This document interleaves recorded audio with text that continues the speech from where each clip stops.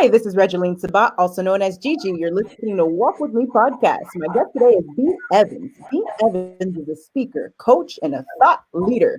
And today I am excited to announce this is the last episode of Walk With Me for 2020. Now, welcome to the show, B. Thank you. Thank you for having me, Gigi. You're welcome. It's an honor to have you here today. Now, why don't you start off by telling us about you and where you are from?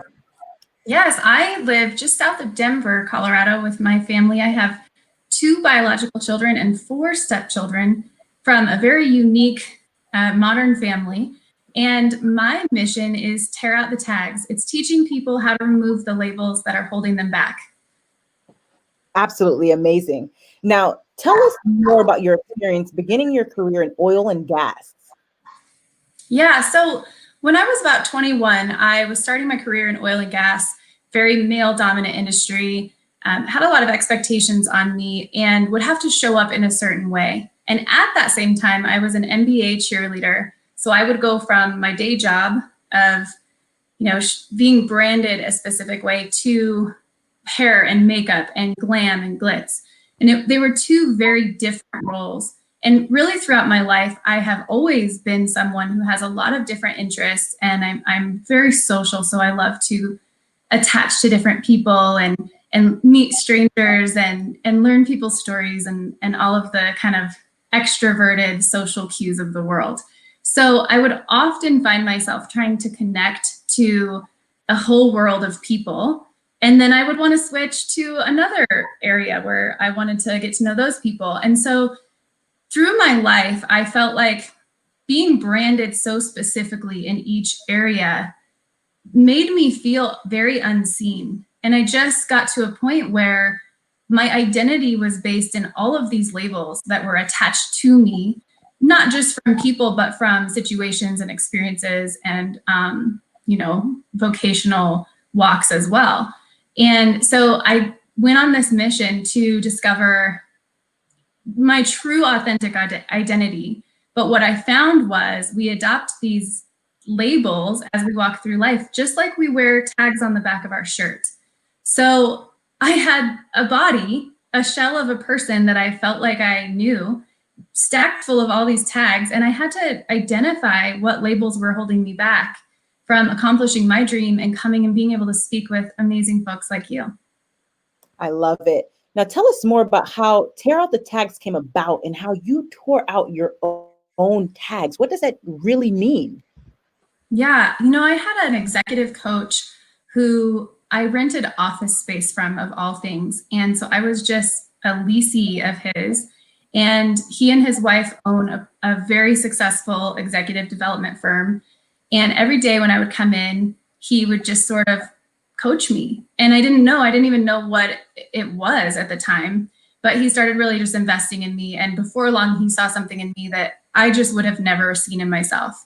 But there was a major blocker in the way, and that was a couple of toxic relationships in my life that loved to kind of pin me with negatives.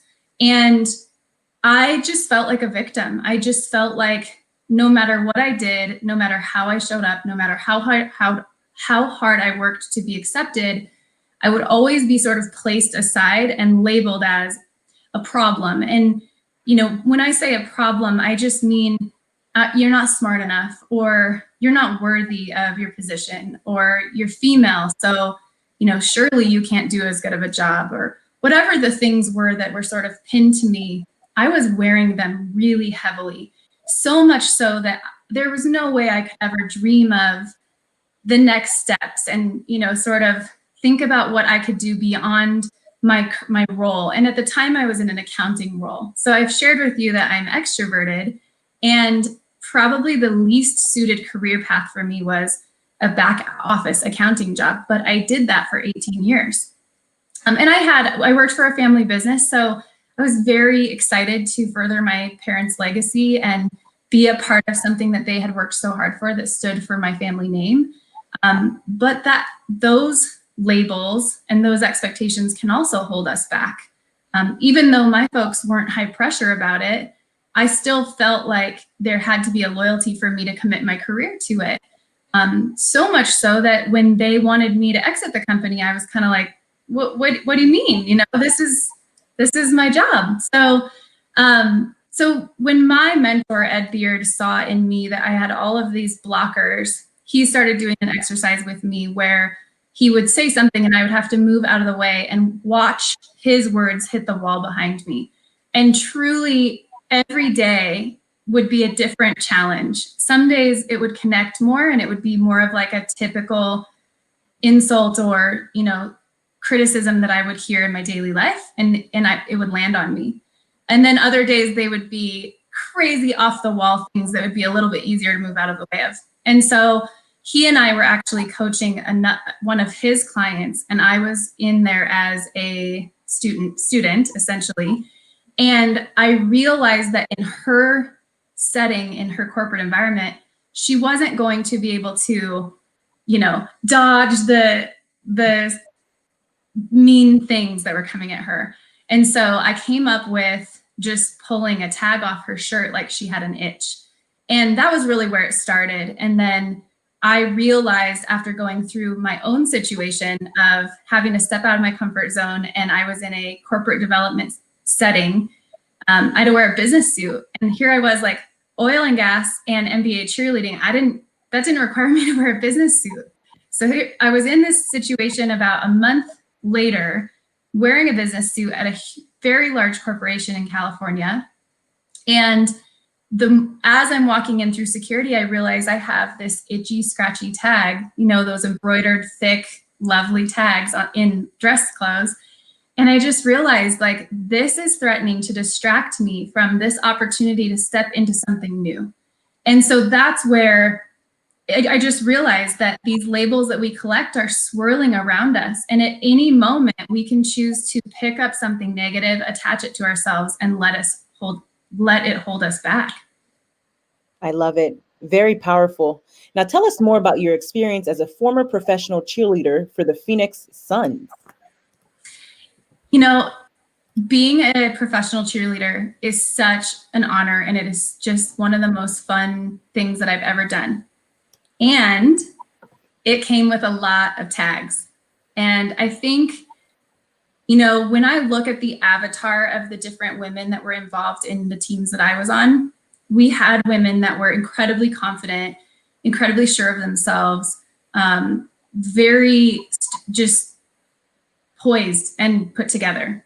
And then you had some of us that were more insecure, more unsure, and easier to rattle. And I think that, you know, I think that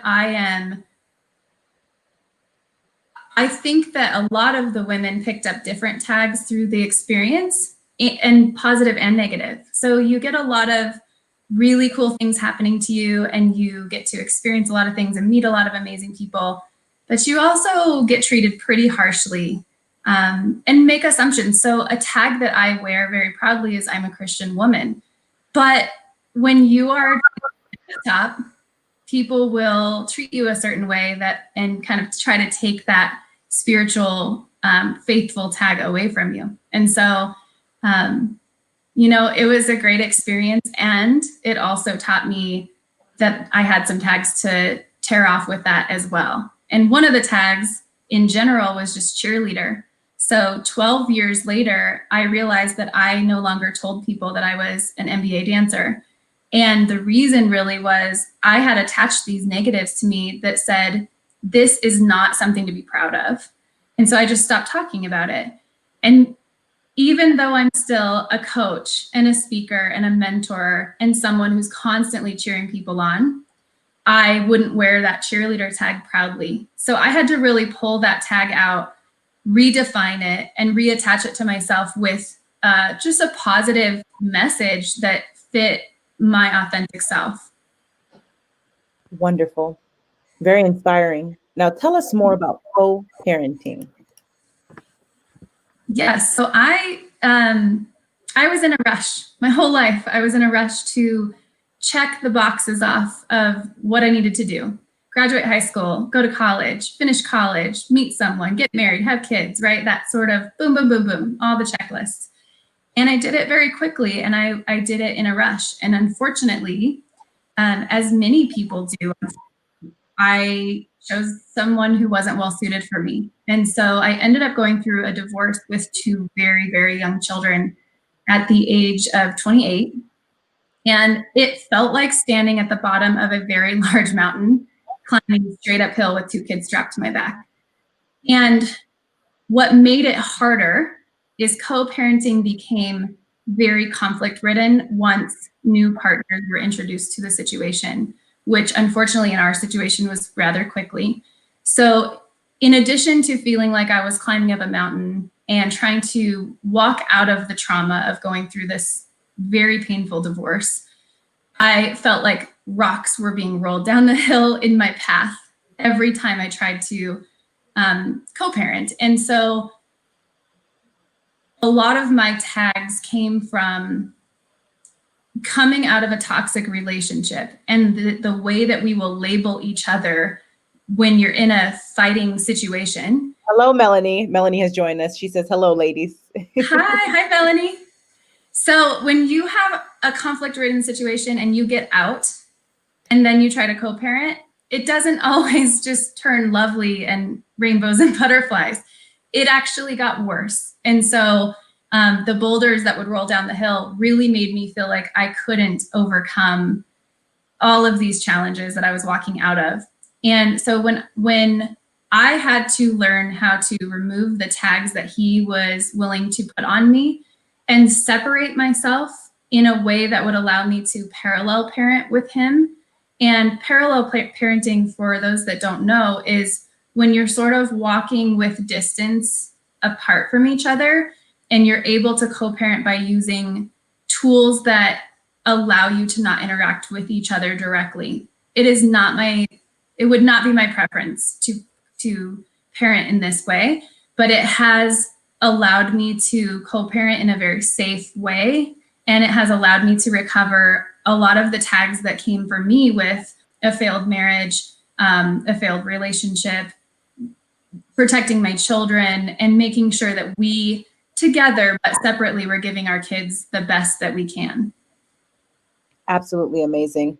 Now, tell us more about the major challenge that you had to overcome in your life. Okay. The biggest challenge that I've had to overcome in my life is that I was exposed to pornography at the age of 6. And it taught me how to be a woman. It taught me my value. It taught me what I was to look like someday. It taught me what would attract a partner, later in life.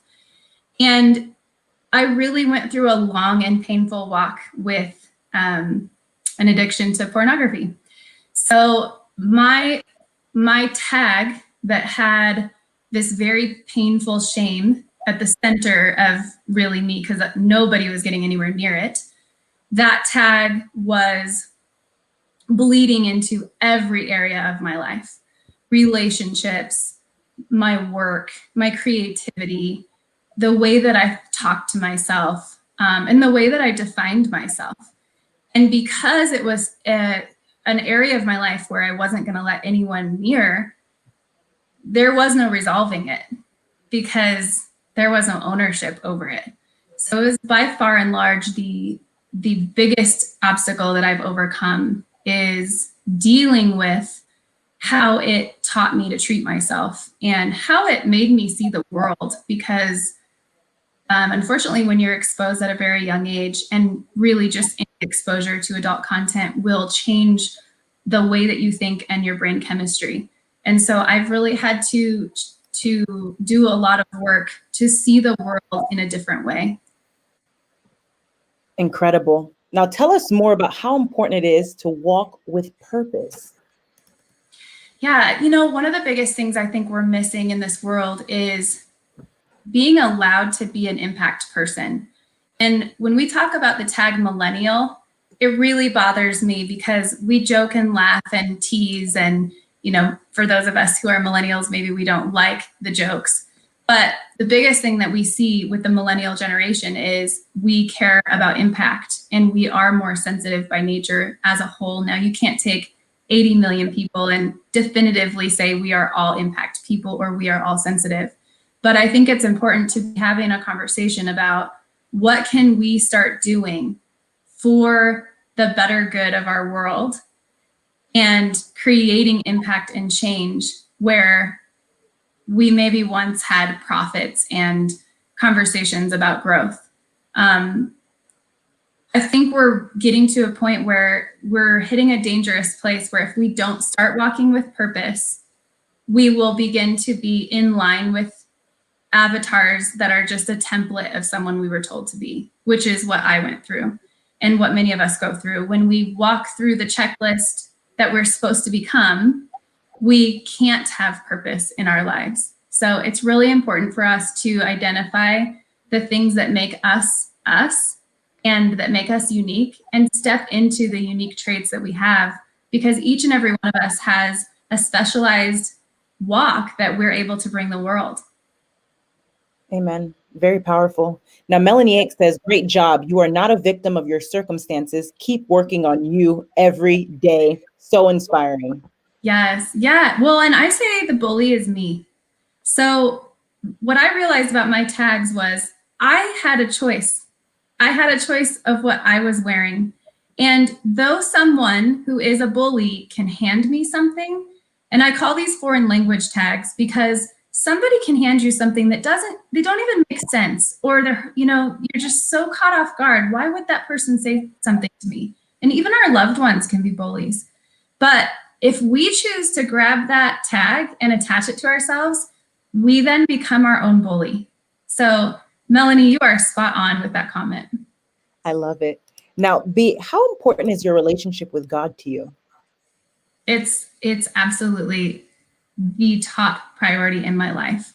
And I did not grow up in a faith-based situation. And so I met God later in life. I actually created a relationship with him in high school and unfortunately didn't really fully understand that it was my personal relationship with God. And so I was able to reignite my relationship with him shortly after my divorce. And truly, I can't imagine where I would be today without his guidance and his handholding in my life. And also, I now have a partner and God is at the center of our marriage. And having that in a relationship compared to what I've walked through in my past is a game changer.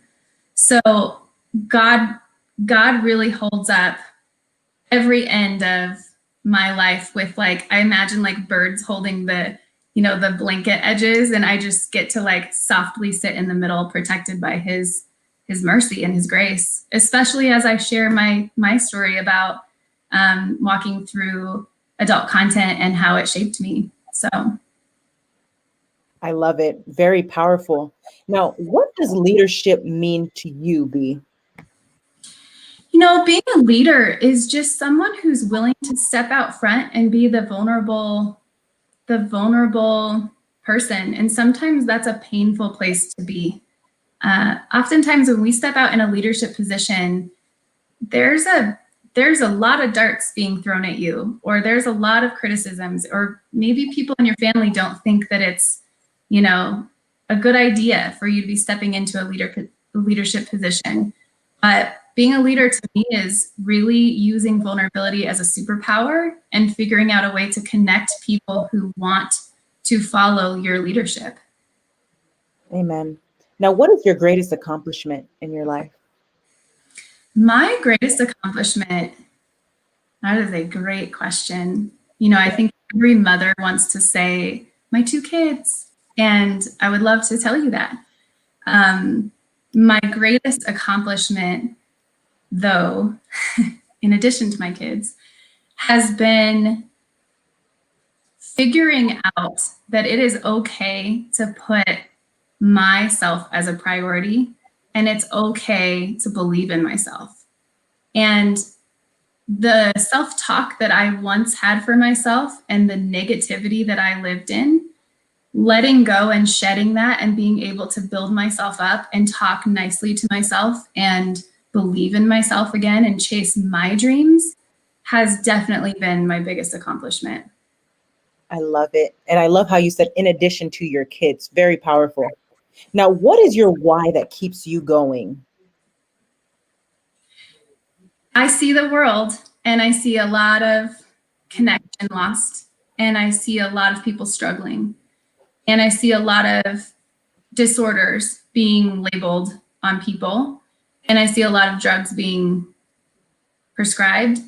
And I think we aren't having a lot of really important conversations. And my why is connection, my why is people, and my why is getting those conversations out so that we can start really loving each other and seeing each other for who we really are.